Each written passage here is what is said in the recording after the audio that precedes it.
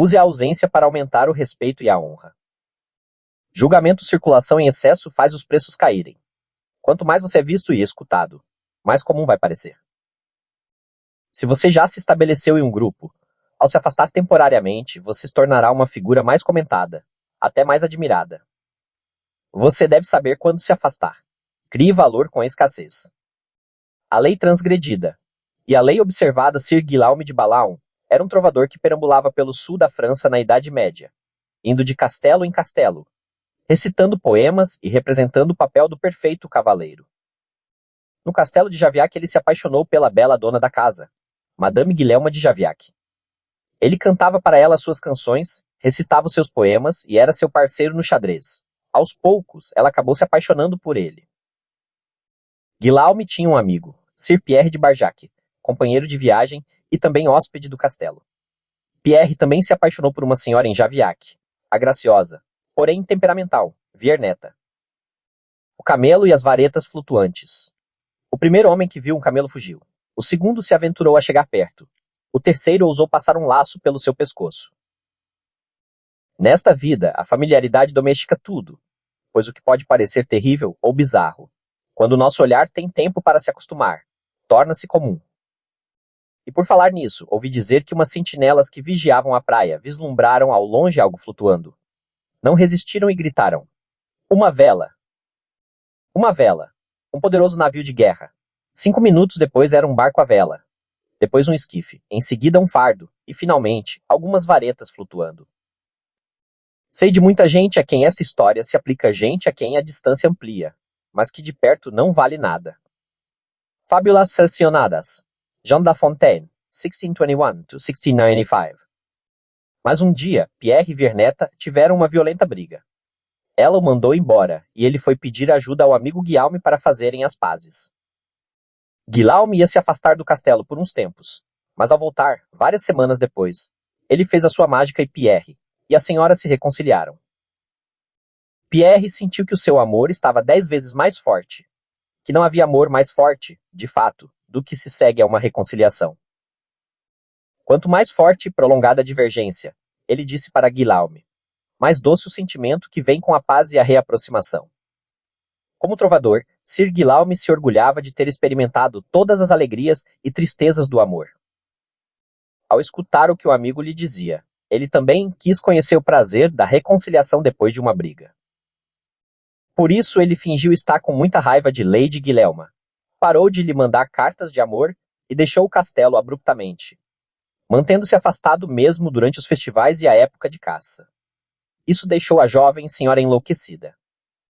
Guilhelma enviou mensageiros atrás de Guillaume para descobrir o que tinha acontecido, mas ele os mandava embora.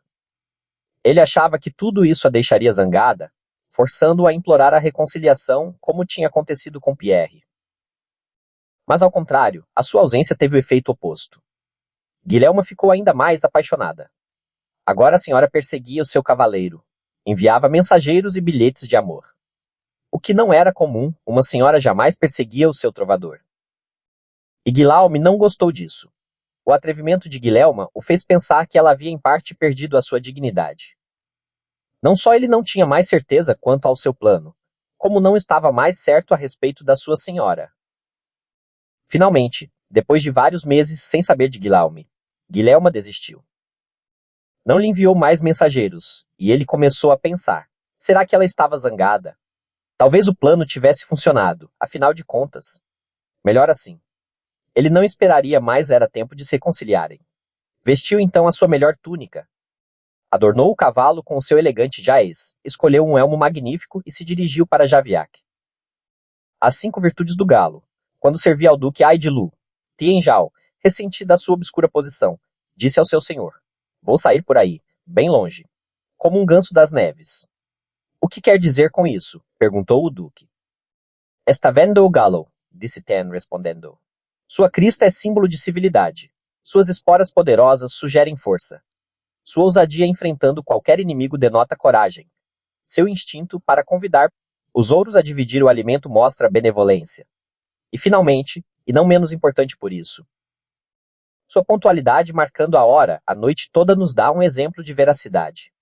Apesar disso, entretanto, de todas estas 5 virtudes, mata-se todos os dias um galo para encher os nossos pratos à mesa. Por quê? Porque ele está ao nosso alcance. Por outro lado, o ganso das neves voa de uma só vez milhares de li. Descansando no seu jardim, ele pesca os seus peixes, caça suas tartarugas e bica o seu grão. Embora não tendo nenhuma das 5 virtudes do galo, você aprecia este pássaro porque ele é raro. Sendo assim, voarei para bem longe como um ganso das neves. Antigas parábolas chinesas, disse o senhor, 1974. Ao saber que seu amado voltara, Guilherme correu para vê-lo. Ajoelhou-se diante dele. Deixou cair o véu para beijá-lo e lhe implorou perdão por algum deslize que pudesse ter causado a sua raiva. Imagine a confusão e o desespero dele se o plano falhara. Totalmente. Ela não estava zangada, nunca estivera. Estava só ainda mais apaixonada. E ele jamais experimentaria o prazer de uma reconciliação depois de uma briga. Vendo-a agora, e ainda desesperado para provar aquela alegria, ele decidiu tentar mais uma vez. Afastou-a com palavras rudes e gestos ameaçadores. Ela se foi, desta vez jurando nunca mais vê-lo. Na manhã seguinte, o trovador se arrependeu do que tinha feito. Voltou para Javiac, mas a senhora não quis recebê-lo, e mandou que os criados corressem com ele pela ponte levadiça até o outro lado do morro. Guilherme fugiu. De volta ao quarto, ele caiu em prantos. Tinha cometido um erro terrível.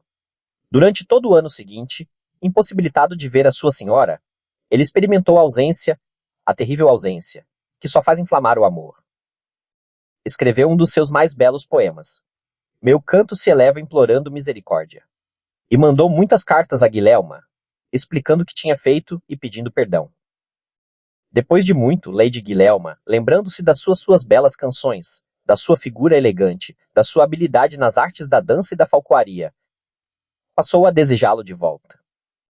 Como castigo por sua crueldade, ela ordenou que ele retirasse a unha do dedo mindinho da mão direita e lhe enviasse junto com um poema descrevendo o seu tormento. Ele atendeu ao seu pedido.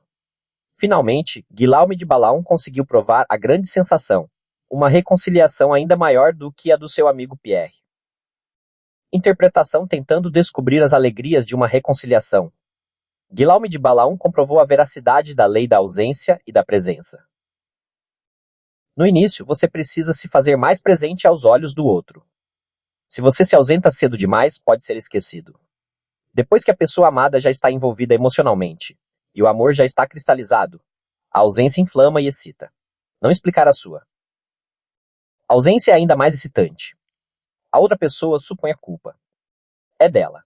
Enquanto você está longe, a imaginação do amante voa, e uma imaginação excitada não pode deixar de tornar ainda mais forte o amor.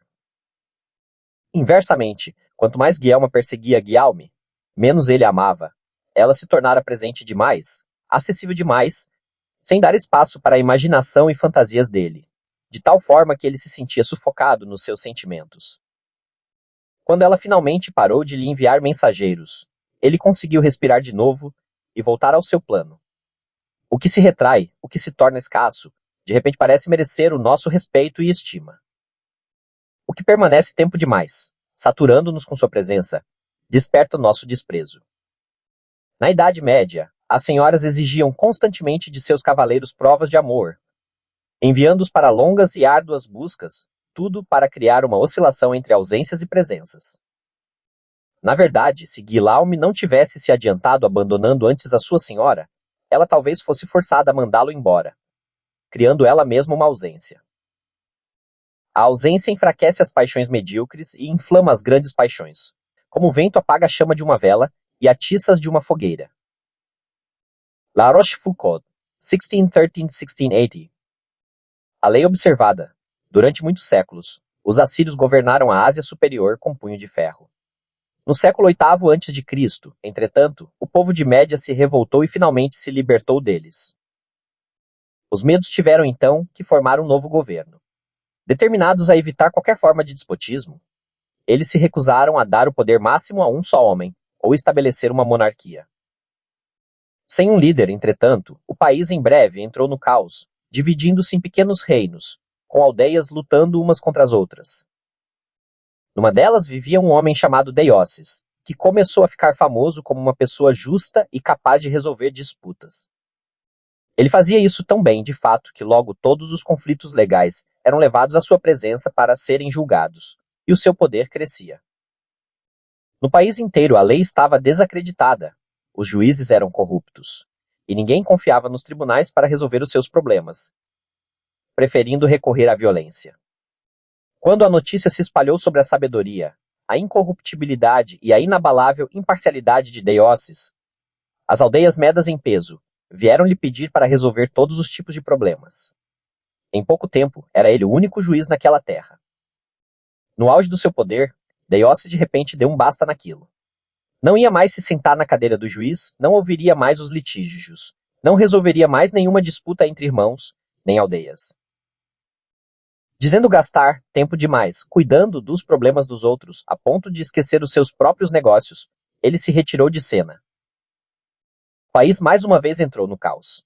Com o súbito afastamento de um juiz enérgico como Deioces, a criminalidade aumentou e o desprezo pela lei cresceu ainda mais. Os medos reuniram todas as aldeias para achar uma solução para suas dificuldades. Não podemos continuar vivendo nessas condições, disse um líder tribal. Vamos nomear um de nós para governar para podermos viver com ordem, em vez de perdermos nossos lares neste caos. E assim, apesar de tudo que os medos tinham sofrido sob o despotismo dos assírios, eles decidiram instalar uma monarquia e nomear um rei. E o homem que eles mais desejavam para governá-los era, é claro, o justo Deioces. Foi difícil convencê-lo. Ele não queria mais saber das lutas e implicâncias entre as aldeias. Mas os medos imploraram. Sem ele, o país estava uma anarquia. Deioces finalmente concordou. Mas ele também impôs condições. Queria um enorme palácio construído só para ele, e também guarda-costas e uma cidade capital de onde pudesse governar. Tudo isso foi feito, e Deioces se instalou no seu palácio. No centro da capital, o palácio era rodeado de muros e totalmente inacessível às pessoas comuns. Deioces então definiu os termos do seu governo. Estava proibido o acesso até ele. Comunicar-se com o rei só por intermédio de mensageiros.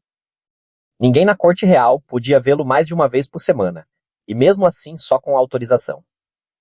Deioces governou durante 53 anos, ampliou o Império Médio e estabeleceu as bases para o que ia posteriormente o Império Persa, sob o seu tataraneto, Ciro.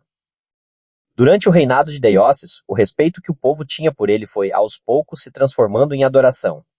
Ele não era um simples mortal, acreditavam, mas sim o filho de um deus. Interpretação Deioces era um homem muito ambicioso. Desde cedo chegou à conclusão de que o país precisava de um governante enérgico, e que ele era o homem para essa tarefa. Numa terra assolada pela anarquia, o homem mais poderoso é quem atua como juiz e árbitro. Portanto, Deioces começou a sua carreira, criando a sua fama de homem de justiça impecável. No auge do seu poder como juiz, entretanto, Deioces pôde comprovar a veracidade da ausência e da presença, servindo a tantos clientes. Ele tinha se feito demasiadamente notado, disponível, e perder o respeito que gozava no início. As pessoas tinham se acostumado com seus serviços. A única forma de recuperar a veneração e o poder que ele desejava era retirando-se de cena totalmente e deixar que os medos experimentassem o que era viver sem ele. Como esperava, eles foram lhe implorar para governá-los. Uma vez tendo descoberto a validade desta lei, ele a levou às últimas consequências. No palácio que o seu povo construiu para ele, ninguém podia vê-lo a não ser uns poucos cortesãos, e mesmo assim raramente. Como escreveu Heródoto, havia o risco de que o hábito de poder vê-los sempre despertasse ciúmes e ressentimentos, e daí se originariam conspirações. Mas, se ninguém o visse, a lenda de que ele era uma pessoa diferente dos homens comuns cresceria. Um homem disse a um Dervixe: "Por que não o vejo com mais frequência?" O Dervixe respondeu: "Por que a pergunta? Por que não veio me ver? É mais doce aos meus ouvidos do que as palavras. O que está fazendo aqui de novo?" Mullah Jami, Sitaroem Caravan of Dreams de Idris Shah, 1968. As chaves do poder tudo no mundo depende de ausências e presenças. Uma forte presença atrai o poder e as atenções para você. Você brilha mais do que as pessoas ao seu redor. Mas tem um ponto, inevitavelmente, em que a presença em demasia cria o efeito contrário. Quanto mais você é visto e ouvido, mais o seu valor diminui. Você se torna um hábito. Não importa o quanto você tente ser diferente, sutil, sem você saber porque as pessoas começam a respeitá-lo cada vez menos. É preciso aprender a se retirar no momento certo, antes que elas inconscientemente o forcem a isso. É um jogo de pique-esconde. A verdade dessa lei pode ser comprovada facilmente quando se trata de amor e sedução. No início, a ausência da pessoa amada estimula sua imaginação, envolvendo a ele ou a ela numa espécie de aura. Mas esta aura desaparece quando você sabe demais, quando a sua imaginação não tem mais espaço para divagar. O ser amado se torna uma pessoa como outra qualquer, alguém cuja presença não desperta mais tanto interesse. É por isso que a cortesã francesa do século XVII aconselhava fingir sempre estar se afastando da pessoa amada. O amor não morre de inanição, ela escreveu, mas com frequência, sim, de indigestão.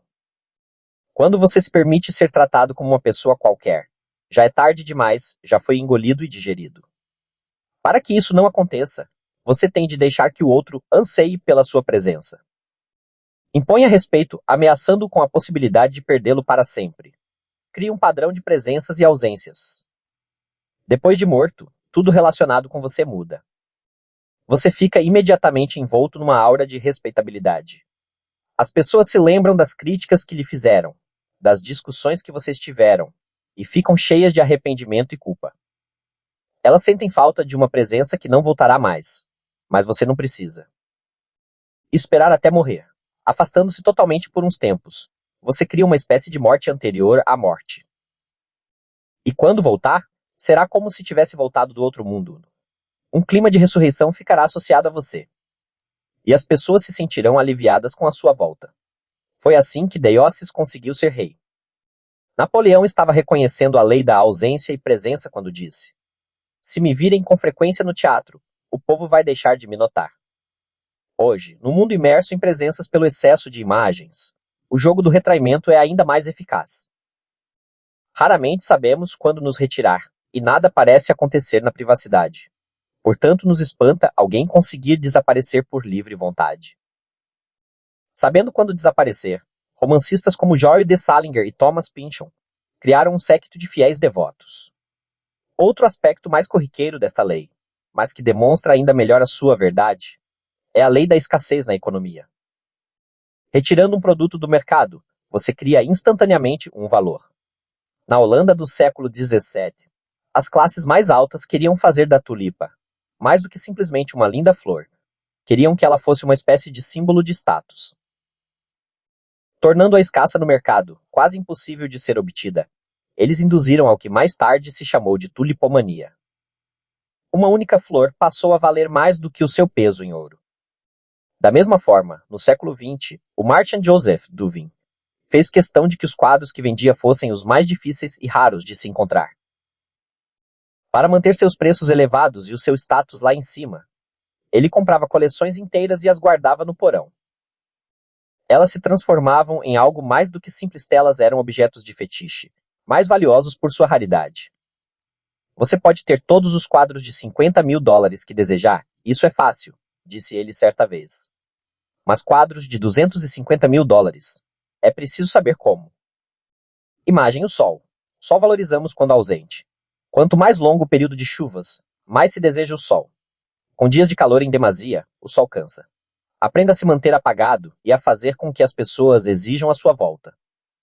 Ajuste a lei da escassez às suas próprias habilidades. Torne raro e difícil de encontrar aquilo que você oferece ao mundo. E estará na mesma hora aumentando seu valor. Sempre chega a hora em que aqueles que estão no poder abusam nossa hospitalidade. Ficamos cansados deles, perdemos o respeito. Passamos a vê-los como iguais ao resto da humanidade, o que significa dizer que os vemos como piores. Pois, inevitavelmente, comparamos o que vemos agora com o que víamos antes. É uma arte saber quando se retirar. Praticando-a corretamente, recupera-se o respeito perdido e se conserva uma parte do seu poder. O maior governante do século XVI foi Carlos V. Rei da Espanha, imperador dos Habsburgo, ele governou um império que, em certo momento, chegou a incluir grande parte da Europa e do Novo Mundo. Mas no auge do poder, em 1557, ele se retirou para o mosteiro de Yuste. Toda a Europa ficou fascinada com a sua súbita retirada de cena. Quem o havia odiado e temido, de repente, dizia que ele era ótimo, e ele acabou sendo considerado um santo.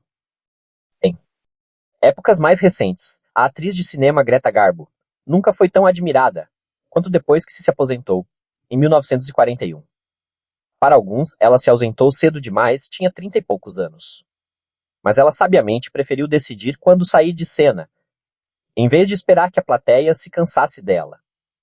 Autoridade. Use a ausência para criar respeito e estima. Se a presença diminui a fama, a ausência faz crescer. O homem que, quando ausente, é considerado um leão torna-se, quando presente, comum e ridículo. Os talentos perdem o brilho quando nos acostumamos a eles, pois o revestimento exterior da mente é visto com mais facilidade do que o seu núcleo interior mais rico. Até mesmo o grande gênio se retrai para que os homens o respeitem, e para que o desejo despertado por sua ausência o faça estimado. Torne-se disponível demais e a aura de poder que você construiu à sua volta desaparecerá. Vire o jogo. Torne-se menos acessível e aumentará o valor da sua presença. O inverso.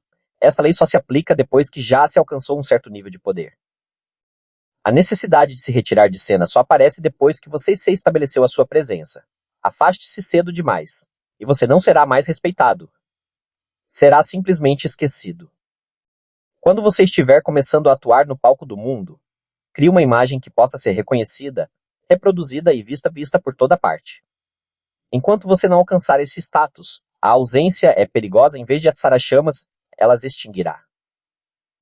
No amor e na sedução, similarmente, a ausência só é eficaz se você tiver envolvido o outro com a sua própria imagem, se ele, ou ela, já o estiver vendo por toda parte. Tudo deve lembrar ao seu amor da sua presença, de tal forma que se você resolver se afastar, ele estará sempre pensando em você, sempre vendo você mentalmente. Lembre-se, no início não desapareça, seja onipresente, só o que é visto, apreciado e amado deixará saudades na sua ausência.